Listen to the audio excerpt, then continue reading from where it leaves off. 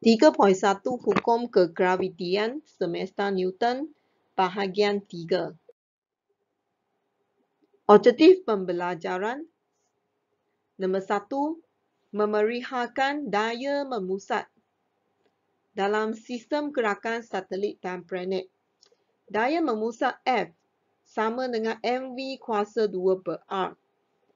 Kemudian kedua, menentukan jisim bumi dan matahari menggunakan rumus hukum kegravitian semesta Newton dan daya memusat.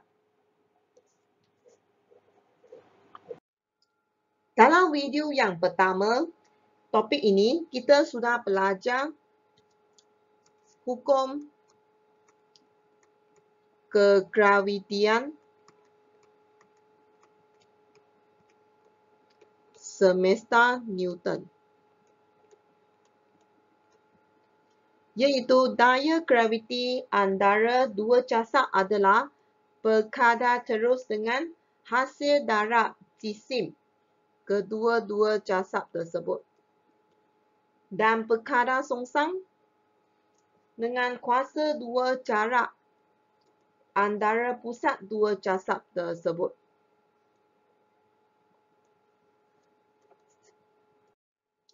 Dalam video bahagian 2, kita telah menerbitkan hubungan antara pecutan graviti dengan pembala kegravitian, iaitu G sama dengan G M per R kuasa 2. Jadi, kita sudah dapat tahu apakah perubahan pecutan graviti dengan jarak dari pusat bumi. Dan anda juga telah plotkan graf untuk mengkaji hubungan antara pecutan graviti dengan jarak daripada pusat bumi. Kalau R merupakan jejari bumi, pada kedudukan R yang kurang daripada jejari bumi, nilai pecutan graviti adalah berkadar terus dengan jarak dari pusat bumi. Jadi pada permukaan bumi, pecutan graviti sama dengan 9.81. Pada kedudukan jarak dari pusat bumi R lebih besar atau sama dengan jejari bumi, nilai G adalah berkadar songsang dengan kuasa 2 jarak daripada pusat bumi. Jadi kamu akan dapat satu graf seperti yang ditunjukkan. Hari ini kamu akan belajar topik yang baru. Sekarang kamu lihatkan video ini. Apa yang kamu boleh diperhatikan ialah seorang telah memudahkan satu badi air. Okey, badi air itu mula membuatkan gerakan membulat. Jadi di sini, apa daya yang wujud di sini? Ialah daya memusat. Ya, topik yang hari ini ialah daya memusat dalam sistem gerakan satelit dan planet. Apabila sesuatu satelit mengorbitkan bumi, okay, dengan laju yang seragam, arahnya selalunya berubah sebab dia membuatkan satu gerakan membulat. Jadi arahnya selalu berubah. Jadi hal lajunya juga selalunya berbeza. Apabila sesuatu jasad bergerak dalam satu bulatan seperti yang ditunjukkan oleh gambar raja ini dan laju yang seragam, jasad tersebut dikatakan melakukan gerakan membulat seragam.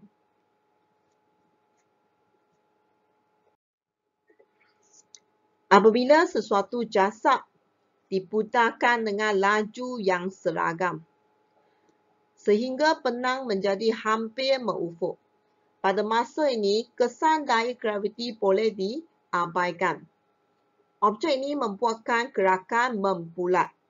Jadi, arahnya selalunya berubah. Hal laju juga selalunya berubah. Sekarang kamu boleh lihatkan buku teks anda muka surat 89. Kit daya memusat boleh digunakan untuk memahami daya memusat. Jadi sekarang kamu boleh lihatkan video yang cikgu ambil daripada YouTube.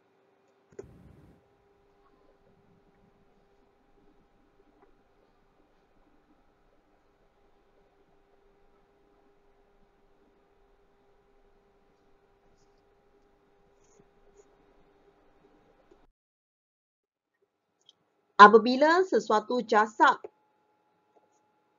yang melakukan gerakan membulat, terdapat satu daya yang bertindak ke atasnya dengan arahnya selalu tuju ke pusat bulatan. Daya ini kita namakan sebagai daya memusat.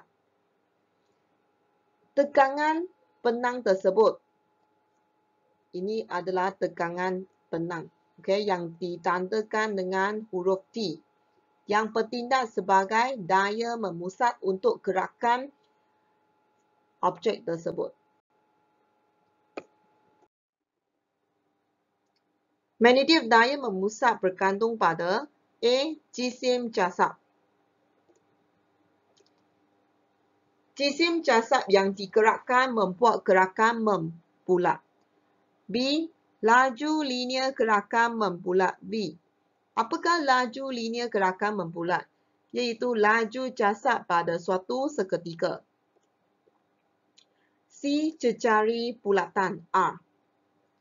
Jadi, daya memusat sama dengan mv kuasa 2 per R. Daya memusat juga dikenali sebagai daya sentripetal. Jadi, objek yang bergerak dalam lintasan melengkung, iaitu lintasan yang membuat bulatan, juga akan mengalami pecutan memusat ke arah pusat bulatan. Jadi, arah pecutan ialah ke pusat bulatan. Arah daya memusat sentiasa bersudut tepat. Bersudut tepat ialah 90 darjah dengan laju linear. Ini ialah arah laju linear. Jadi, laju linear adalah bersudut tepat dengan arah daya memusat. Di sini ada beberapa contoh daya memusat. Untuk gambar rajah A, daya memusat dihasilkan oleh tegangan tali yang menarikkan objek ke arah pusat bulatan. Kemudian B, daya memusat dihasilkan oleh geseran tayar kereta dan jalan raya. C, roller coaster, daya memusat dihasilkan oleh daya normal tempat duduk. Ada satu daya normal yang bertindak yang menyebabkan menghasilkan daya memusat. D. Planet berorbit menghasilkan daya memusat yang dihasilkan oleh graviti.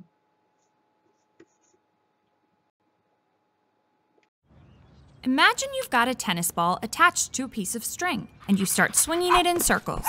Whoa now, watch out for your buddy.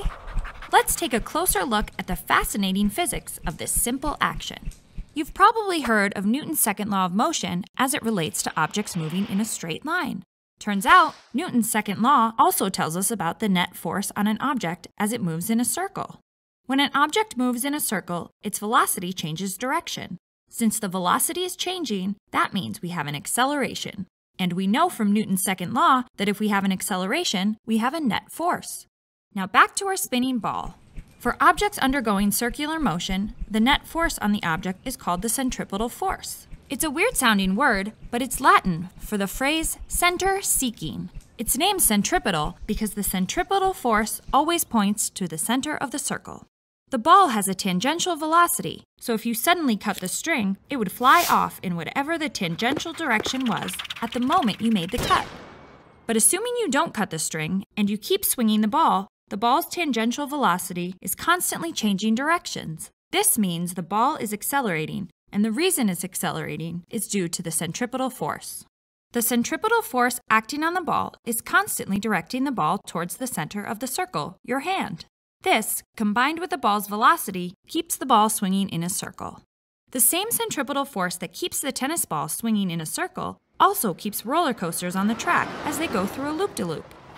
So the next time you're having a blast on a roller coaster, you can thank the centripetal force.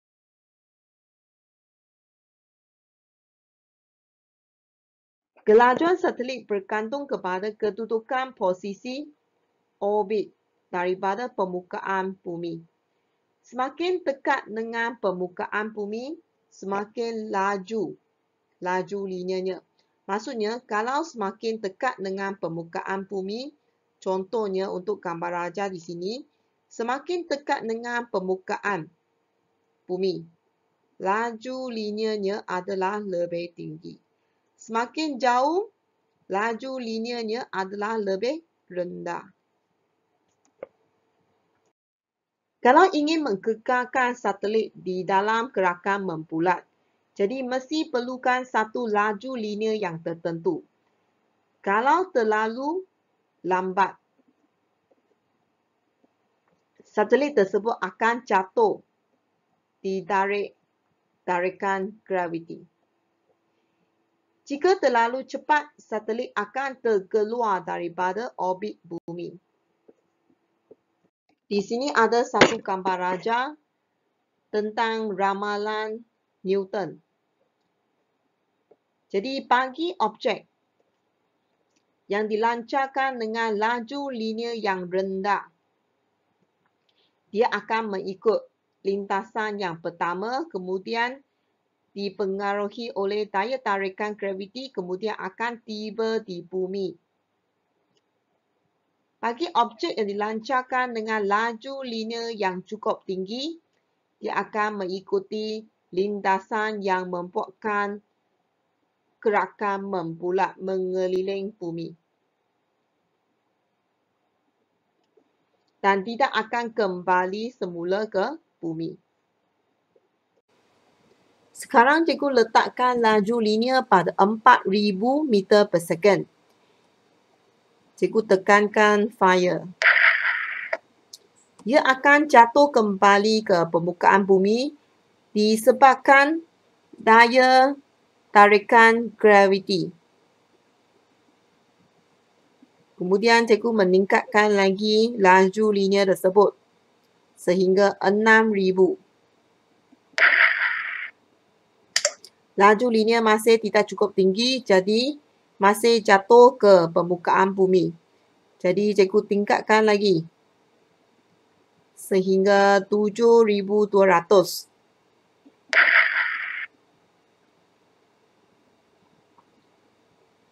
Sekarang kamu boleh perhatikan bahawa ia membuatkan satu gerakan membulat.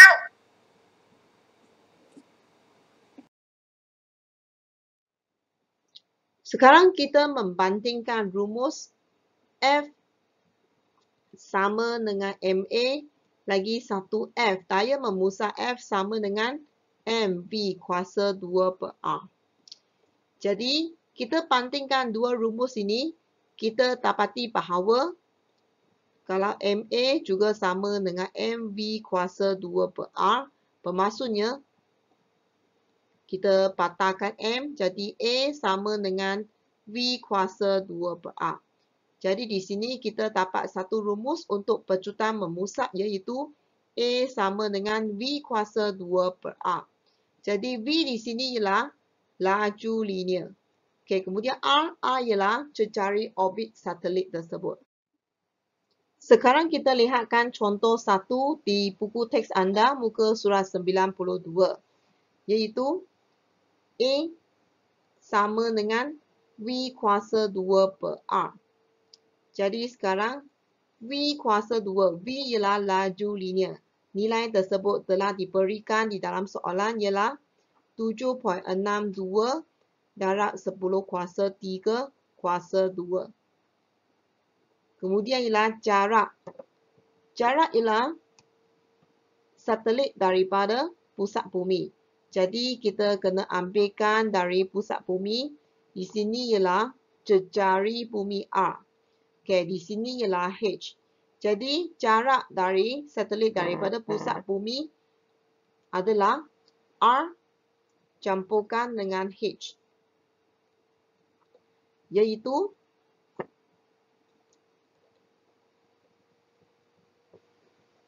saya tuliskan V kuasa 2, kemudian di bahagian bawah ialah R 6.37 darab 10 kuasa 6 campurkan dengan ketinggian satelit iaitu 480,000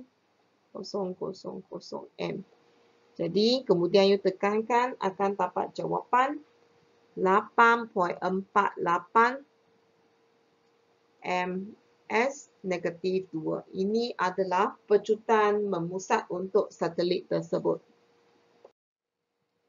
Sekarang kamu lihatkan aktiviti 3.10 yang di muka surat 93. Bahagian ini cikgu nak kamu buatkan di dalam buku nota. Sekarang kamu lihatkan nombor 3. Nombor 3, bincangkan dan lengkapkan petak kosong di bawah. Jadi, kamu rujukkan kepada gambar raja yang diberikan di bahagian atas. Kemudian, dia ada berikan M besar sama dengan jisim bumi. Small m sama dengan jisim bulan. Small r, jejari orbit bulan. T besar, tempoh peredaran bulan mengeliling bumi. Kemudian V, laju linear bulan.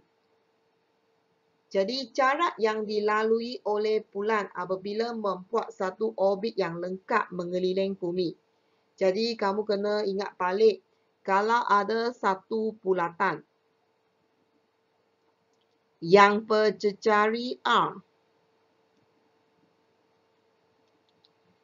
Lilitan untuk bulatan ini, kamu boleh dikirakan sama dengan 2 pi R. Jadi, jarak yang dilalui oleh bulan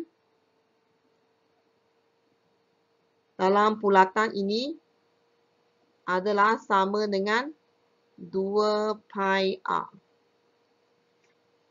Kemudian, laju linear bulan V. Jarak bahagi dengan masa. Jarak kamu sudah dapat ialah 2 pi R per masa ialah T. Soalan nombor 4. Dengan merujuk kepada raja yang diberikan, lengkapkannya untuk menentukan rumus jisim bumi. Ialah kamu menggunakan hukum kegravitian semester Newton dan daya memusat kemudian menentukan rumus untuk jisim bumi. M besar. Jadi kita lihatkan apakah yang dinyatakan dalam hukum kegravitian semesta Newton iaitu F sama dengan G. M besar ialah jisim bumi, jisim objek bahagikan dengan R kuasa 2. Dan lagi daya memusat F sama dengan mv kuasa 2 per R. Jadi kemudian anda samakan dua persamaan tersebut. Iaitu G M besar small m per R kuasa 2 sama dengan mv kuasa 2 per R. Kemudian patahkan faktor sepunya M. Iaitu kamu patahkan M. Kemudian ringkaskan rumus yang diberikan dari bahagian atas ini. Kemudian kamu akan dapat rumus untuk jisim bumi.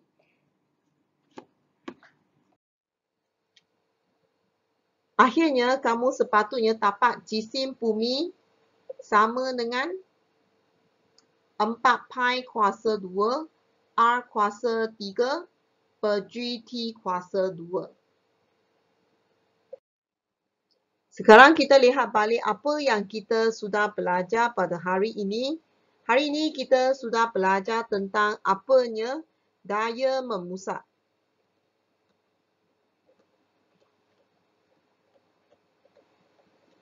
Daya memusat sama dengan mV kuasa 2 per R. Apabila sesuatu objek membuatkan satu gerakan membulat dengan laju linear V, akan terdapat satu daya yang bertindak ke atasnya yang selalunya arah daya memusat menuju ke pusat bulatan tersebut. Disebabkan laju linear mempunyai arah yang selalunya berubah, jadi akan wujudnya satu pecutan memusat.